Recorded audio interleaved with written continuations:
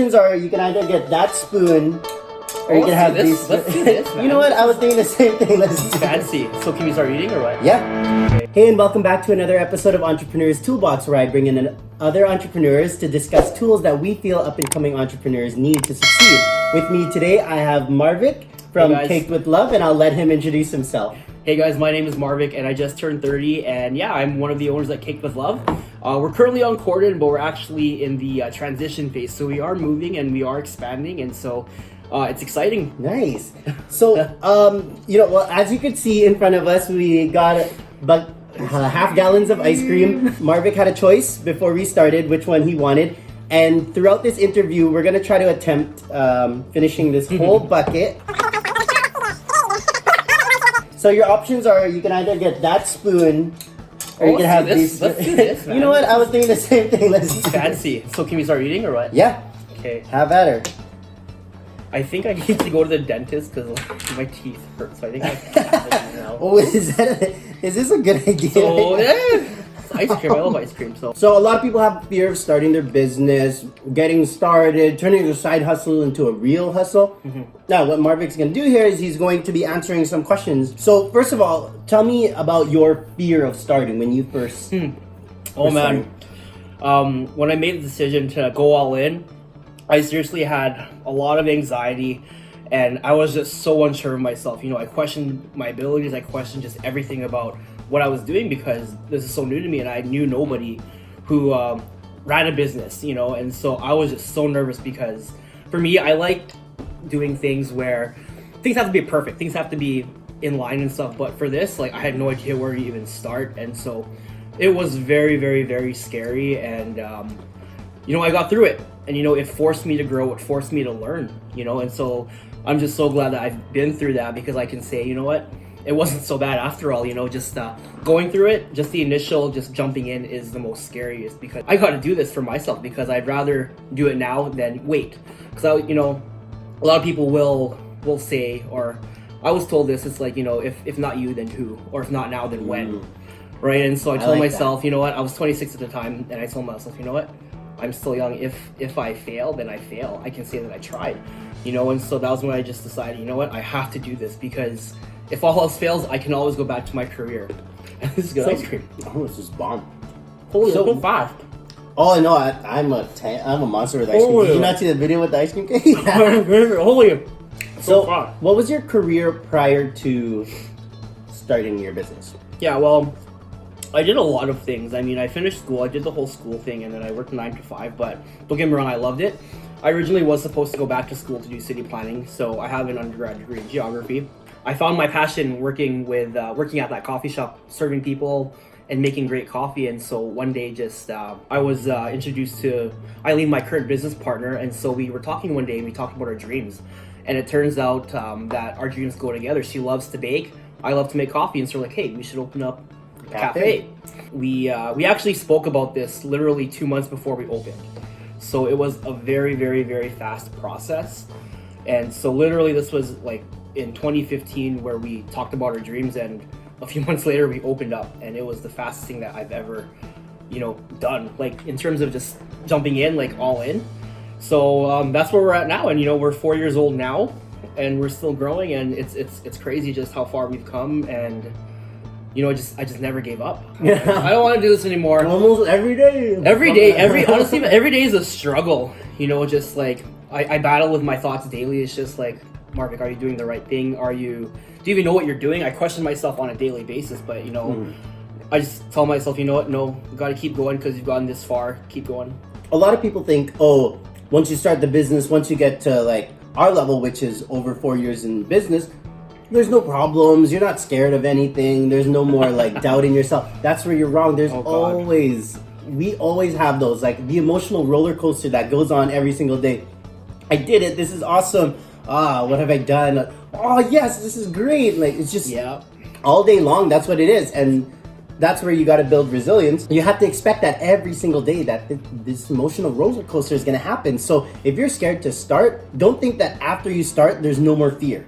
There will be fear, but it's all about overcoming that fear. First question, let's say somebody wants to start a business they have no idea what. Mm-hmm. They just want to go into business. They have no idea what business they want to start. Mm-hmm. What is your advice to somebody like that? Honestly, you have to find out what you're passionate about, because you can start any business, but if you're not passionate about it, you're more likely to quit.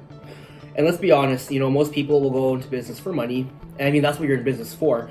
But I mean, if you're truly passionate about what you do, chances are you'll succeed. And that doesn't mean you're not gonna fail. You are gonna fail, because it's a business, you don't know what's happening. Like I feel like I failed multiple times, but you know what? I always got back up again. And so I guess my advice would be, just know who you are and know what your passions are too, because that's where you'll excel. We've won multiple awards because people can see our passion in it. So that's what I would say is just you got to be passionate and you got to believe in what you're doing. Well said. Well said. Thank you. One thing I was told before at a mastermind was when somebody was trying to figure out what business to start, they just want to start a business, they didn't know what to do. One thing they were recommended by somebody at that mastermind was find something that you are already doing for free that people get paid for. Actually, that's very true too. Yeah. And then now start doing it for strangers and getting paid. Mm-hmm. So it's that type of mentality. Honestly, when it comes to what you're passionate about, let's be real, I'm not passionate about cleaning. That's not the greatest thing in life for me. However, being able to spend time with my dad every single day, working together to get money, he's retired. There's no chance of me getting a job with him again. But being able to do this with him all the time, like all day, every day, this is great. That's where my passion lies. Being able to work with my dad. And my dad has passion for cleaning. He is so good at what he does. Yeah. I did not like cleaning, it's all right. But being able to work with my dad and just seeing the look on people's faces when there's satisfied clients, right? Yeah. You know exactly what that gives you drive. So for those of you who don't know what business you want to start looking. You're never gonna get the idea just like out of nowhere. Start looking, think of ideas. Next question: what if somebody has an idea but doesn't know how to start? Like, let's say somebody goes, I wanna open a toy store. Okay. So Marvic, tell me what to do. Good question, because for us, like when I started, I had no idea what I was doing, and honestly, the best thing to do is seek help. Like find a coach, find a mentor who's been there already, because they know. I'm sure they're already experienced, and so they can lead you at least in that sense.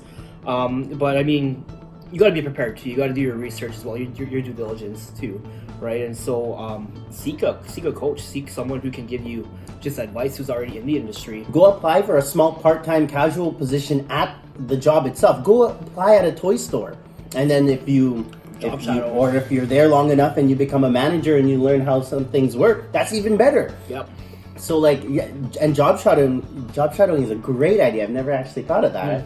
I'm gonna start recommending that to people, pretending it's my idea. I stole it. So, some video. Yeah. Job shadowing is actually a really great idea, and then you get to just see the ins and outs of the business. Just find somebody. If somebody tells me like, "Oh, I'm looking to open cleaning business," would I be able to job shadow you for a day? I wouldn't hesitate to say sure. Mm-hmm. If somebody said, I want to open up a cafe one day, do you mind if I job shadow you? Actually, we've had some people actually ask us that. Even some people, some students who were just exploring their options. They want to sit down with us and find out what do we do and how we got to where we are now. Finding out information from people who are already in the industry, because you get just very invaluable information there, and it'll give you ideas and how to move forward and how to start your own business in that way too. Let's say they did the job shadowing, they got a bunch of information, and they're starting to get hit with the paralysis by analysis. They have all the information, but they're scared to take the first step. Yeah. I would recommend their first step be register the name. That is a huge thing that a lot of people overlook. Yeah. Register the name. In our province, it costs $60, which you pay every 3 years, and then $45 to reserve the name. So when you register it, it's like $105. I think so, yeah. And then you took that step. Mm-hmm. Now you're in. The business name is yours. It's guaranteed to be yours because you have reserved it, and now it's all becoming real. You can start making shirts. make it legit, eh? Yeah. Okay. So we're so fast. Holy. I'm a Are you getting full? Ice cream. No. okay, well, I don't have a toothache yet, so that's good. I think because it's not cold, it's like perfect temperature. So I know. I was scared that it would be too frozen that we can't dig in. What about people who have a side hustle? What we call you know what a side hustle is. Oh, right? yeah. What about the people who have a full-time job, they have a side hustle? When would you recommend is the right time to jump, take the full leap? Oh man, I mean, what I was told is, you know, work full time on your job and part time on your fortune, kind of thing. But for me, Like that. yeah. But for me, like I jumped, I left. Me and my business partner Eileen, we jumped and we quit our full time jobs because Right when the business started. when we started, yeah, like we gave in our notices like 2 weeks. We gave her 2 weeks and we quit because we knew that, okay, you know what? If we're really serious about this, then we gotta jump all in, you know. And there was even a point, Wow. yeah, That's and that was impressive. the scariest thing ever too, because That- it was, man, because No. I feel like my job, it was secure, it had benefits and everything, great paying job. There was even a point where they asked me, one of my jobs, they asked me, you know, Marvin, you can just take a leave of absence, and you know, you're always welcome to come back. If it doesn't work out, come back. But for me, you know, I prayed about it. I'm just like in my head, you know what? If I were to give in to that, if I were to take that safety net, Yeah. Oh my you know, God. I wouldn't give it my 100%. So that's why I told them, like, no, I'm giving in my notice, and that's it. You know, I didn't want to have that safety net because I knew I wouldn't give it my all. And so I think that was the scariest thing for me. Just giving in that notice because I knew it's like, okay, you know what? I'm leaving the predictable for the unpredictable now, and it's forced me to grow. It's forced me to just believe in myself, you know. And yeah, it's crazy. That's incredible. I did not it's know. crazy. you Yeah, did that. no, we Most quit. people have oh man, overlap. It's Okay. so scary. Wow, that's like the total. That technique is called jumping and growing wings on the way down. Yeah. This cleaning company was a side hustle to me, working full time at the hospital. Plus, I was in school. When you have that side hustle, keep working at it, keep growing it. There will be a point in time. The question is when. You will know when. Everyone knows when. And my when was when I could no longer work, go to school, and run the side hustle. And the side hustle just grew too much where I was sitting there at work and I'm like antsy all the time, like things are happening, they need my help and this and that. And then that's when I knew I gotta jump. Yeah.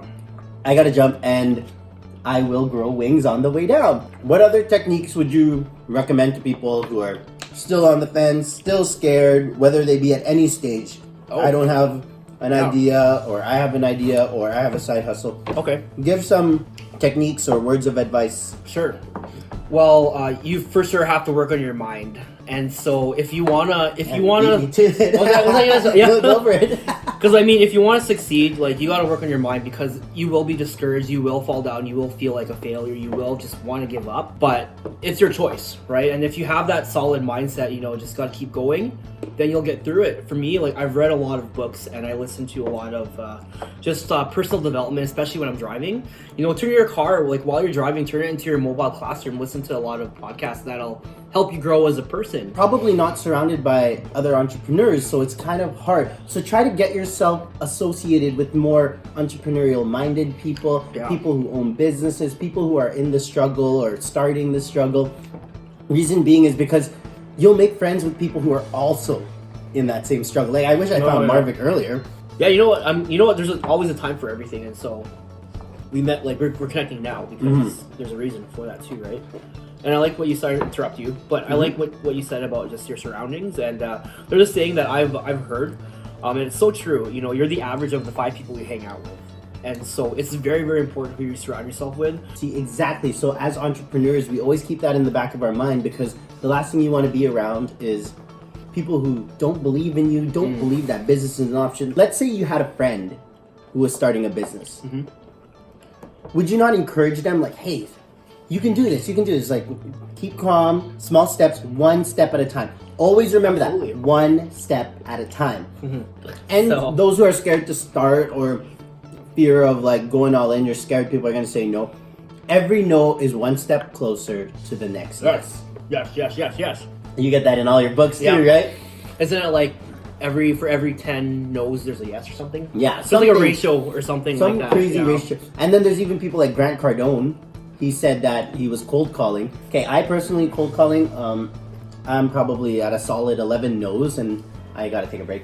He Okay. did 160 no's in a row before he got one yes. That's crazy. I said, and then what is it? Wow. Kevin Hart was actually talking about it in his Netflix film. He was saying how he got rejected 3,600 times, Oh.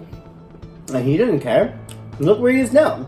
Let me ask you this: Yeah. when you were scared to start, Yes. who was in your mind? Who was your why?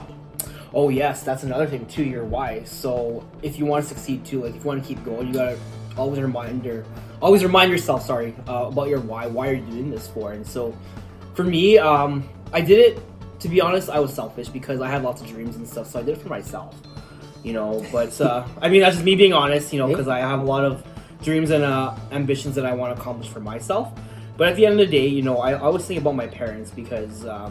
You know, they do so much, and they've come here from Canada to give me a better life, and I just want to be able to give it back to them, you know, and just let them live just a happy retired life, you know. And I'm getting there, and I mean, I still live at home, but I love my parents so much. Like they do everything for me. I'm a mama's boy. I live at home. They do my laundry and stuff. Thanks, mom. Mama's boy. My mom cooks for me still. She makes me baon, but you know, I always just it's the best, man. Yeah, for sure. I just remember about my parents, and that's why I always keep going too. Because I always tell my mom, like, Mom, the harvest is coming. The harvest is coming. Mm-hmm. You know, and that's why I keep going. And you know, just gotta have a solid why to keep you going as well. Yeah, so I'm full. that one, no worries. Give me like 5 minutes. I want to finish. You finished it, man. You're Smiles champion. ice creams are my favorite. That's why when you took good. Oreo, I was like, Maybe I should have gone this far. Oh if my you gosh. switched, I don't know if I'd be down. Oh, well, I hey, love that look, crunch. not bad though. Hey, half. Oh yeah, Half of that's that. beyond half. Oh, excuse me. Okay, well, I'm gonna keep trying because I feel like I.